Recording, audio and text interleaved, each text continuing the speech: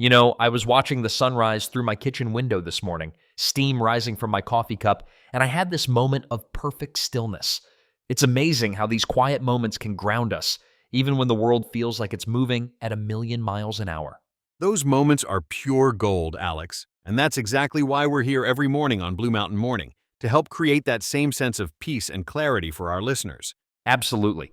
In a world that can feel overwhelming sometimes, we're here to help sort through it all, finding those moments of connection and understanding that make each day a little bit brighter. And we've got some important stories to share today, but as always, we'll break them down in a way that helps you start your day feeling informed and centered. Let's dive into today's headlines, where California is still facing some serious challenges with wildfires around Los Angeles. Mark, the situation's been intensifying since yesterday. Yeah, it's pretty concerning, Alex. The fires are showing no signs of slowing down, according to latest reports. Emergency services are working around the clock, and we're seeing tens of thousands of residents being evacuated from the affected areas. The fires have already claimed 5 lives, destroyed some 2,000 buildings, and have reached as close to Los Angeles as the Hollywood Hills. The thing that's striking is how fast and how early in the year this is happening. That's exactly what I was thinking. Usually, we don't see fires this intense until later in the season, right? Absolutely. And the fire departments are actually saying this might be our new normal. They're having to adapt their strategies. Year-round firefighting instead of seasonal. Meanwhile, on the other side of the country, we're seeing something really powerful happening. The funeral procession for former President Jimmy Carter will conclude today with a state funeral in Washington, D.C., followed by a private burial in Georgia. It's quite moving, actually. The procession spun 6 days, 3 cities, and multiple places that were significant in President Carter's life. Starting in Plains, Georgia, his hometown, then moving to Atlanta, and finally to Washington, D.C. before returning to Plains. And all 5 living presidents are expected to attend today's state funeral, which really speaks to Carter's legacy. Yeah, it's more than just a state funeral. It's really a moment for the nation to reflect on his incredible journey, from that peanut farm in Plains to the White House, and then his remarkable humanitarian work afterward. And you know what's particularly touching? The way his hometown of Plains is remembering him. These are people who knew him not just as a president, but as a neighbor. That's right. I mean, here's a man who chose to return to his small hometown after being president, taught Sunday school there, and remained deeply connected to his community. It really says something about his character. Mark, looking at these California wildfires more closely, I can't help but think about the bigger picture here. Yeah, it's really eye-opening. What we're seeing in LA isn't just an isolated incident. It's part of a much larger pattern we're seeing across the western states. And the really concerning thing is how these fires are becoming more frequent and more intense. I've been reading that emergency services are having to completely rethink their approach. Exactly. Traditionally, fire departments would staff up during what we used to call fire season. But now, well, there really isn't a fire season anymore. It's year-round. And that's putting an enormous strain on resources, equipment, and especially the firefighters themselves. And it's not just California dealing with this, right? Oh no, definitely not. We're seeing similar challenges in Oregon, Washington, even parts of Colorado. And here's what's really interesting. States that never really had to worry about wildfires before are now having to develop their own prevention and response strategies. That reminds me of how some East Coast states are now creating their first ever wildfire response plans. Right? And it's forcing some really interesting innovations in emergency preparedness. Like, some communities are now using AI and satellite technology to predict where fires might break out. They're also completely redesigning their evacuation protocols. The economic impact must be massive too. It's staggering, honestly.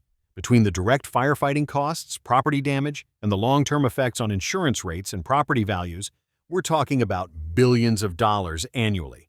And that's not even counting the impact on public health from all the smoke. And all of this really underscores the need for better climate change response strategies, doesn't it? Absolutely. What we're seeing with these fires is really a wake-up call. It's showing us that we need to think differently about how we build our communities, manage our forests, and prepare for these kinds of emergencies. Because this is our new reality. You know what really stands out to me during these challenging times? The incredible ways communities come together. I was just thinking about that.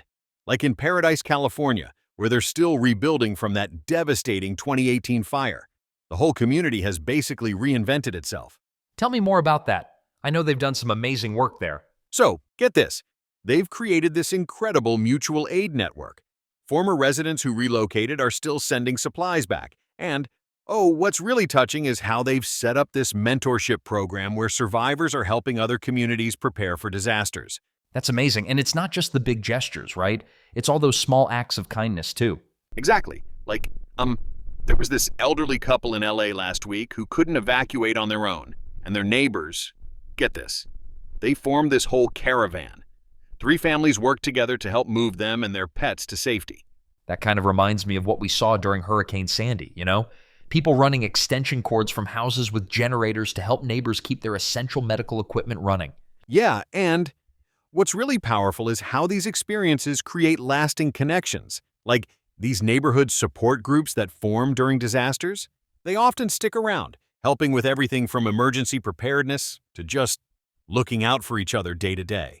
I heard about this group in Oregon that started as a wildfire evacuation network, and now they're running community gardens and food banks. That's exactly it. These challenges are definitely tough, but they're also showing us the absolute best of who we are as Americans. The way people step up, it's just, well, it's pretty incredible. You know, looking out my window this morning, I was watching these clouds roll over the mountains, and it really got me thinking. There's something special about those quiet moments, isn't there? Exactly. It's like, even with all the chaos in the news, nature has this way of just continuing on. Those mountains have seen it all, you know? Through every storm, every challenge, they're still standing there, steady and strong.